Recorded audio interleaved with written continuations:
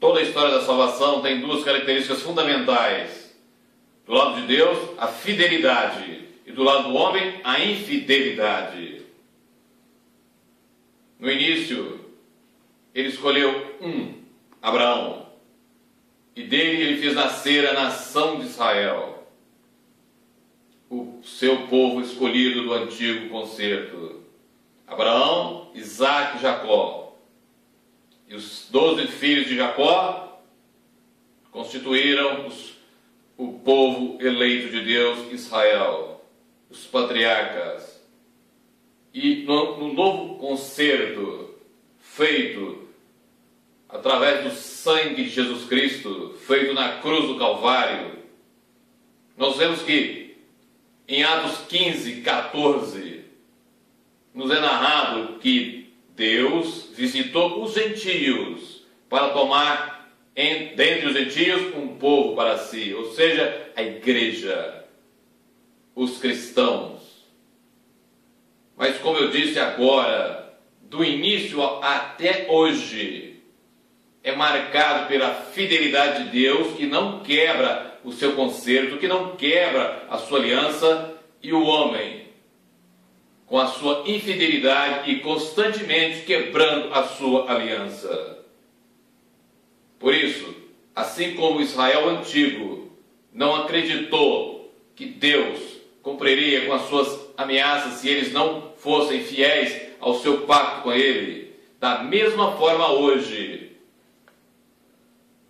a imensa maioria daqueles que se dizem ser cristãos, daqueles que dizem ser povo de Deus, daquelas que são as chamadas igrejas cristãs, mas de fato não são, porque não vivem segundo aquilo que o Senhor ensinou, da mesma maneira, não estão levando a sério o Evangelho de Cristo, o Evangelho da cruz, a mensagem da cruz. Da mesma forma, não creem que o Deus Todo-Poderoso, que por inúmeras vezes disse ser imutável, e que por ele ser imutável é a causa de nós não sermos consumidos, como está em Malaquias 3:6, assim como também está em Tiago 1:17, que nos diz que em Deus não há mudança nem sombra de variação. Hoje, os que dizem ser cristãos, como eu estava dizendo, não creem que o Deus Altíssimo vai agir segundo o seu concerto, segundo a sua promessa de aquele que não é cristão, mas diz ser, mas não vive segundo a palavra, está debaixo da sua ira. É isso que nós vamos ver agora, a resposta de Deus ao agir inconsequente, ao agir errado do homem, que diz ser uma coisa, mas não é, e não vive segundo que o Deus Altíssimo, e não vive segundo a boa, sagrada e perfeita vontade de Deus. Acompanhe comigo, Êxodo, capítulo 19, do versículo 3 em diante, quando nós vemos o concerto de Deus com o povo de Israel. E subiu Moisés a Deus, e o Senhor o chamou do monte, dizendo: assim falarás à casa de Jacó, e anunciarás aos filhos de Israel: vós tendes visto o que fiz aos egípcios, como vos levei sobre asas de águias, e vos trouxe a mim. E agora, pois, se diligentemente ouvirdes a minha voz, e guardardes o meu concerto, então sereis a minha propriedade peculiar entre todos os povos, porque toda a terra é minha. E vós me sereis reino sacerdotal e povo santo. Essas são as palavras que falarás aos filhos de Israel. Versículo 4: vós tendes visto o que fiz aos egípcios, manifestação do poder de Deus contra os inimigos do seu povo. Faraó simboliza Satanás e o Egito, o mundo. Portanto, a manifestação do poder de Deus para a libertação daqueles que ele escolheu. Na sequência do versículo 4, e vos leveis sobre asas de águias. Deus com o seu cuidado para com o seu povo. E vos trouxe a mim intimidade que ele oferece, a comunhão que ele quer ter com todos. E no versículo 5, veja bem o que ele coloca. Por 2 vezes ele fala em condições. Se, condicional. E no meio do versículo, então. Veja bem, agora pois se diligentemente ouvides a minha voz, primeira condição. Segunda, e guardares o meu conserto. Portanto, ouvir a voz de Deus e obedecer, guardar o conserto. Então, veja bem, então sereis a minha propriedade peculiar dentre todos os povos, porque toda a terra é minha. Ouvir a voz de Deus, obedecer a voz de Deus, cumprir com todos os mandamentos do Senhor, seguir, portanto, em obediência ao concerto que ele firma. E ele continua. Então, se isso acontecer, vós sereis reino sacerdotal. Primeira coisa, um povo consagrado a Deus, separado para ser e estar em contínuo contato com Ele. E povo santo. Todos aqueles que são de fato filhos de Deus, que são de fato cristãos, ou no Antigo Testamento o Israel, são chamados a ser santos. A santidade é o propósito maior de Deus para o seu povo, quer seja no Antigo ou no Novo Testamento. E a santidade, é bom que a gente coloque isso bem claro, a santidade, se nós pudéssemos elevar um atributo de Deus acima dos outros, seria a santidade, pois ela é a que qualifica todos os outros atributos. Veja bem, o amor de Deus tem que ser o quê? Santo.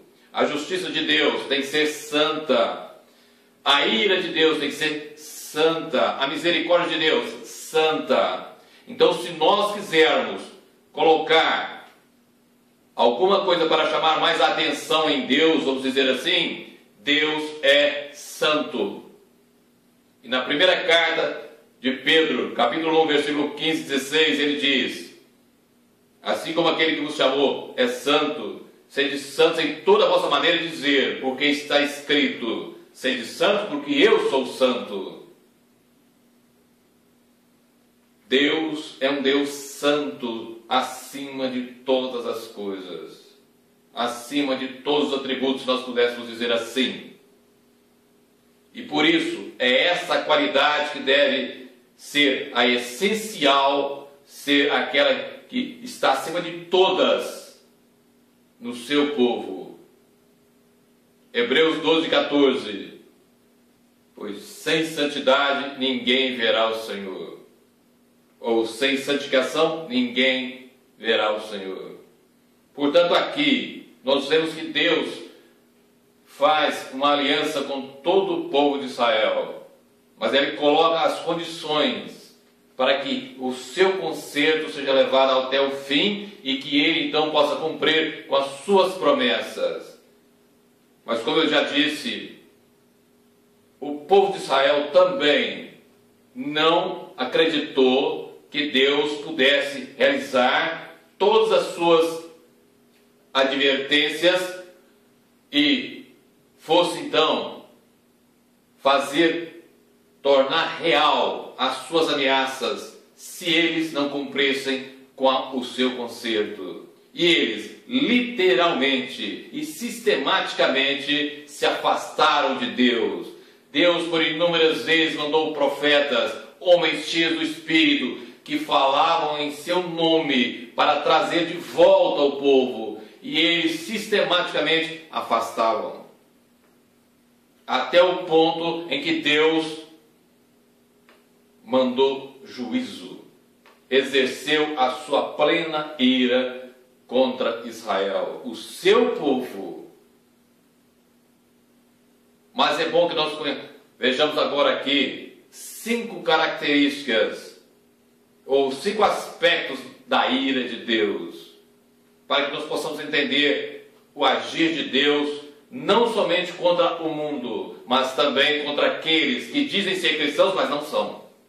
Aquelas igrejas que dizem ser cristãs, mas na realidade não são. Não passam de empresas, não passam de tão somente multinacionais, que exercem o poder neste mundo, mas não têm o verdadeiro poder de Deus.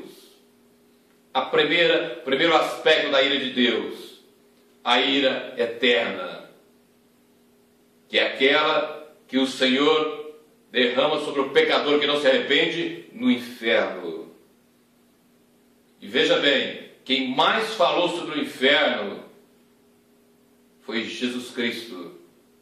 Foi Jesus, o Filho do Deus eterno. Não foi Paulo, não foi Pedro, mas foi o próprio Senhor. E mais ainda no Evangelho de Mateus. O segundo aspecto, a ira escatológica, que é aquela que o Senhor derrama agora no tempo do fim, quando da grande tribulação. Os 7 selos, as 7 trombetas e as 7 taças da ira de Deus, tão bem descrito no livro de Apocalipse. Mas nós encontramos também a terceira, que é a ira consequencial, ou seja, aquela que vem decorrente das escolhas como consequência, ou o agir, é a prática da lei da semeadura, que nós encontramos em Gálatas 6, 7 e 8, quando diz: não erreis, Deus não se deixa escarnecer. Aquilo que o homem plantar, isso ele vai colher. O que plantar na carne, colherá corrupção. O que plantar no espírito, a vida eterna. Portanto, a prática desta lei da semeadura é este aspecto da ira de Deus. Quando o homem escarnece a Deus, ele atrai sobre si o castigo eterno. Esse aspecto, e se ele ainda se mantiver assim, ele cairá no inferno, ou seja, a ira eterna. O quarto aspecto seria a ira cataclísmica, ou seja, são os grandes desastres que o mundo chama de desastres naturais, mas na realidade é o agir de Deus chamando a atenção do homem para que ele acorde, porque existe um Deus vivo, existe um Deus que interfere sim no mundo, que não é um Deus morto, que não é um Deus que está pregado na parede. E isso ocorre, como por exemplo, um tsunami, quando quase 300 mil pessoas morrem, 2 aviões contra as Torres Gêmeas dos Estados Unidos, e tantas outras coisas que vêm ocorrendo no mundo, são o aspecto da ira de Deus, que é a ira cataclísmica. Mas existe um quinto aspecto, que é chamado de a ira do abandono, e que é exatamente este que Deus tem agido principalmente e com grande poder com relação àqueles que de fato não o querem e que viraram as costas para ele, incluindo aqui igrejas que se dizem cristãs. Nós encontramos esse aspecto da ira de Deus mais bem relatado na carta aos Romanos, no capítulo 1, do versículo 18 ao 32. Quando nós vemos que por que Deus então está abandonando o homem e está abandonando aqueles que de fato um dia foram cristãos, mas agora não são, por que ele está fazendo isso? Porque tem a verdade de Deus como mentira. É o ciclo que aconteceu com Israel e que agora acontece com a igreja. Tem a verdade, rejeita a verdade e passa a se transformar no objeto da ira de Deus. O homem tem a verdade, rejeita a verdade e recebe como pagamento a ira de Deus, o castigo de Deus. Veja como que isso nos é narrado. No versículo 24, 26 e 28, ou seja, por 3 vezes nós encontramos: Deus os abandonou, Deus os entregou. A pior coisa que pode acontecer com qualquer um de nós, com qualquer ser humano, é Deus os abandonar à sua própria sorte, ou seja, abandonar aos desejos e às vontades do homem, tirando a graça, tirando a sua orientação, tirando a sua misericórdia, tirando o seu zelo, como nós vimos em Êxodo 19, quando ele disse: eu vos trouxe a mim com asas de águia. Ou seja, esse cuidado é abandonado. Isso, eu vos trouxe a mim, ele está dizendo da sua graça, ele está dizendo do seu cuidado, do seu zelo pelo seu povo. Mas se esse povo insistentemente se volta contra ele, ou vira as costas para ele, vai receber dele o que ele vem prometendo por inúmeros e inúmeros homens de Deus. E não há quem possa ficar ou se tornar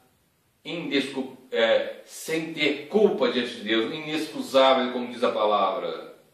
Por quê? Porque nesse próprio texto, no versículo de número 20, nos diz: porque as suas coisas invisíveis, veja bem, desde a criação do mundo, tanto o seu poder eterno como a sua divindade se entendem e claramente se veem pelas coisas que estão criadas, para que eles, ou seja, o mundo, os homens, fiquem inexcusáveis, indesculpáveis diante de Deus.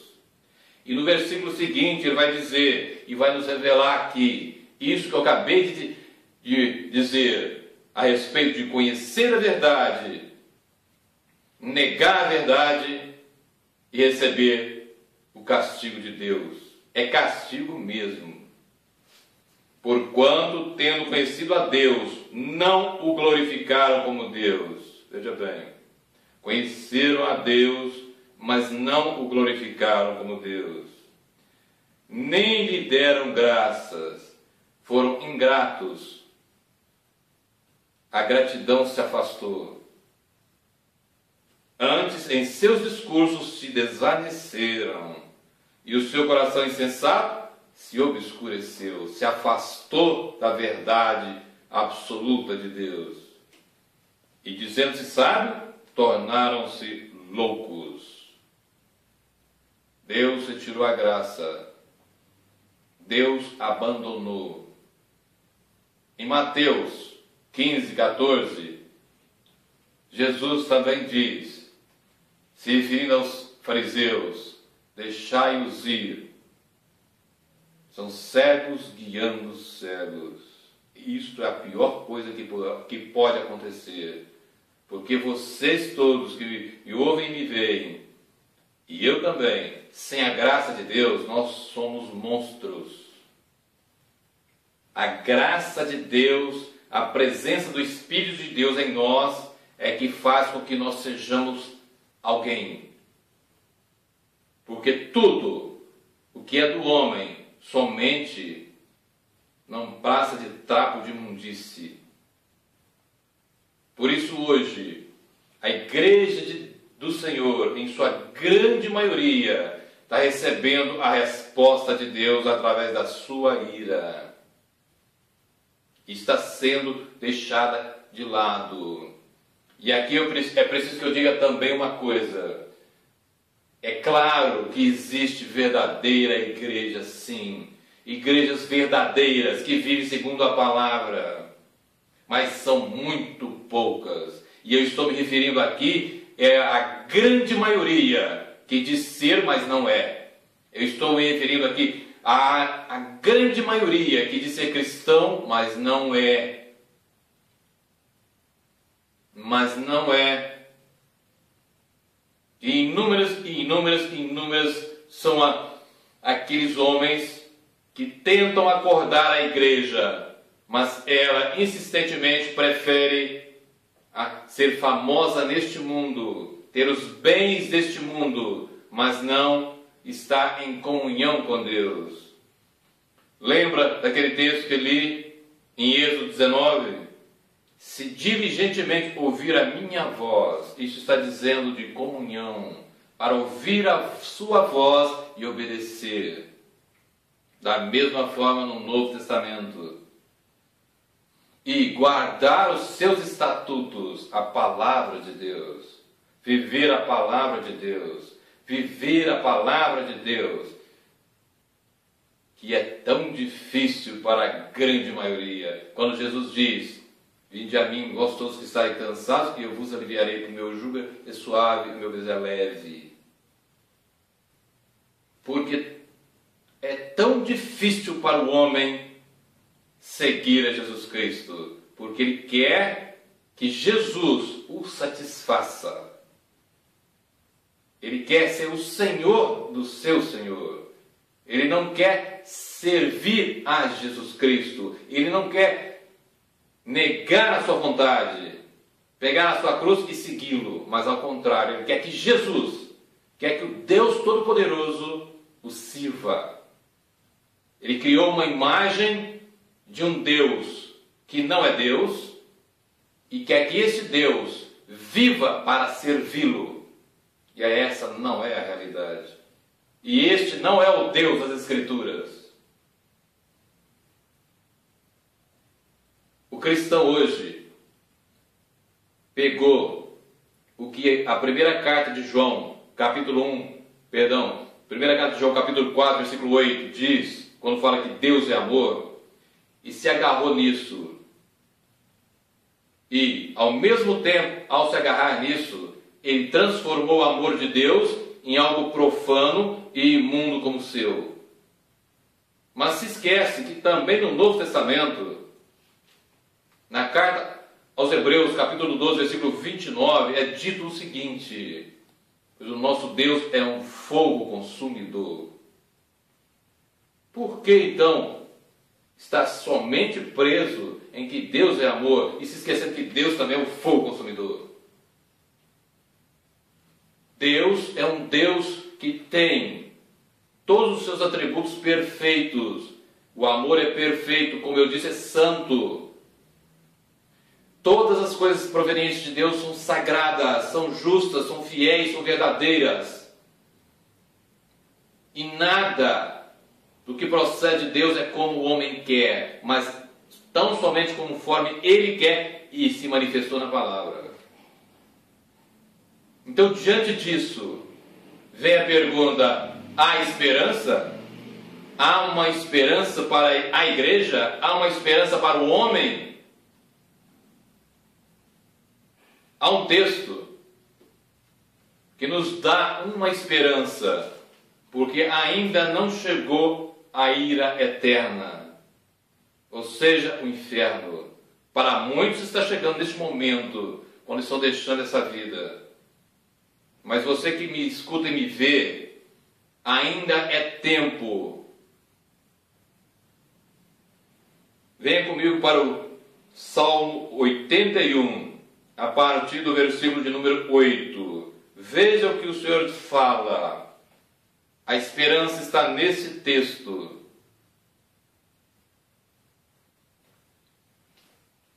É Deus falando: ouve-me, povo meu, e eu te admoestarei. É um clamor do próprio Deus para o seu povo. Ah, Israel, se me ouvisses. E ele continua: não haverá entre ti Deus alheio, nem te prostrarás ante um Deus santo. Idolatria, prostituição espiritual. Eu sou o Senhor teu Deus, que te tirei da terra do Egito. Novamente. Abre bem a tua boca e eu te encherei. Veja bem. Eu fiz isso. Fui eu que fiz. É Deus falando. Se conserte comigo para que eu haja com você. Ele continua no versículo 11. Mas o meu povo não quis ouvir a minha voz, e Israel não me quis. Pelo que eu os entreguei aos desejos do seu coração e andaram segundo os seus próprios conselhos. Da mesma forma que eu estava me referindo à igreja que se diz ser cristã e não é. No antigo concerto, Deus se viu, eu uso esse termo entre aspas, obrigado a deixar e abandonar o seu povo pela falta de obediência deles ao concerto que havia firmado em Êxodo 19. E ele continua. Veja bem agora o que ele diz no versículo 13. É aqui que reside a esperança. Ah, se meu povo me tivesse ouvido, se Israel andasse nos meus caminhos, aqui. Se o meu povo me tivesse ouvido, se Israel andasse nos meus caminhos. Veja bem agora o que ele fala. No versículo 14. Em breve eu abateria os seus inimigos e voltaria a minha mão contra os seus adversários. Só existe uma esperança, a palavra de Deus. A igreja precisa voltar urgentemente a viver e obedecer a palavra de Deus. Pois, caso contrário, todos aqueles que dizem ser, mas não são, serão literalmente objetos da ira de Deus. Todos. Sem exceção. Por isso eu repito.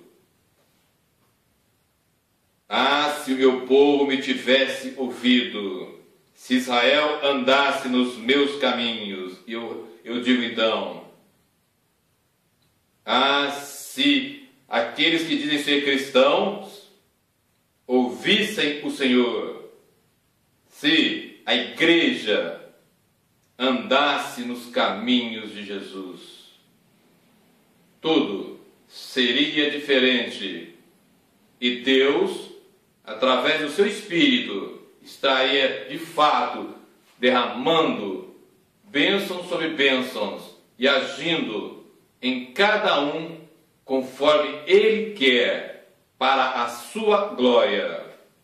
Portanto, a palavra hoje é: arrependa-se dos seus pecados, se coloque nas mãos do Altíssimo Deus, para que Ele possa agir em cada um de vocês. E assim como está em Provérbios 28:13, então ocorra. Onde nós lemos que aquele que esconde as suas transgressões jamais prosperará, mas aquele que confessa e deixa alcançará misericórdia. Ou seja, aquele que confessa que pecou, confessa o seu pecado, mas não somente confessa, confessa e deixa, então de Deus alcançará a misericórdia.